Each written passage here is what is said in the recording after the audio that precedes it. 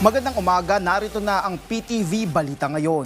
Pinaalalahanan ng Bureau of Internal Revenue ang mga taxpayer na magbayad ng kanilang income tax return online at huwag nang hintayin ng deadline sa April 15.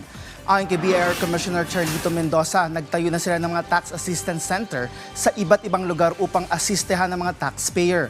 Nilinaw din ni Mendoza na bukas ang mga pasilidad na ito araw ng Sabado.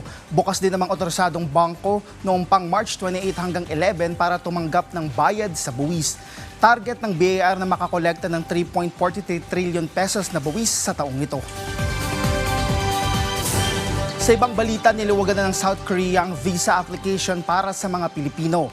Ayon sa Korea Visa Application Center sa Pilipinas, binago nila ang ilang polisiya sa visa application epektibo sa April 20. Kasama sa inalis bilang requirements ay ang pagsusumite ng 3 buwang bank statement.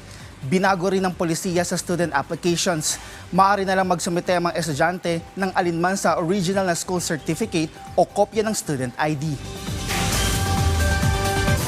Masusinang iniimbestiga ng Navotas City Government ang sanhi ng sunog sa sanitary landfill noong April 10 ng gabi. Nilinaw din ng Navotas LG na hindi pag-aari ng lungsod ang tambakan ng basura. Matagal na lang anilang sarado ang landfill na matatagpuan sa isang isla na walang residente. Samantala, pinalahalan naman ng Manila LGU ang kanilang mga residente na magsuot ng face mask dahil sa nangyaring sunog sa Navotas. Sa huling datos ng lungsod, katamtaman ng simoy ng hangin sa Andes Circle, San Sebastian Residences at Santa Ana Hospital.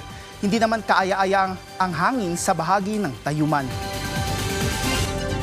At yan ang mga balita sa oras na ito. Para sa iba pang updates, i-follow at like kami sa aming social media accounts at PTVPH. Ako si Rod Lagusad para sa Pambansang TV sa Bagong Pilipinas.